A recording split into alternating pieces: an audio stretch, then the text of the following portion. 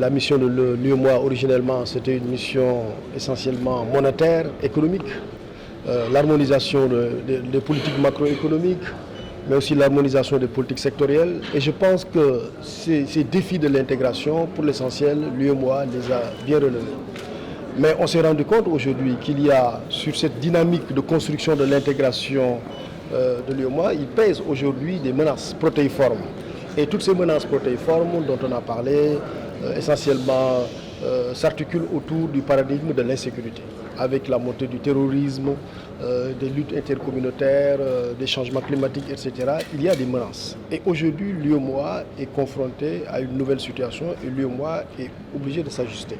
C'est pour ça que depuis une douzaine d'années, nos chefs d'État ont demandé à l'UEMOA de se doter d'une politique en matière de paix et sécurité. Et aujourd'hui, cette réunion, c'est la réunion du comité de haut niveau sur le chantier paix et sécurité de l'espace UEMOA.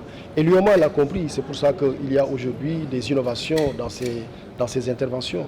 Et beaucoup d'initiatives sont prises aujourd'hui en termes de lutte contre l'insécurité, en termes de renforcement de la paix et de la sécurité. Tout à l'heure, le président de la Commission a donné des exemples concrets d'intégration de nos politiques en matière de lutte contre l'insécurité. À la fois les échanges de renseignements, à la fois l'interconnexion des postes frontaliers, des postes de police qui sont frontaliers. Aujourd'hui, l'UEMOA a compris l'enjeu qui est de préserver notre zone pour en faire une zone sécurisée pour pouvoir continuer la dynamique de construction du développement.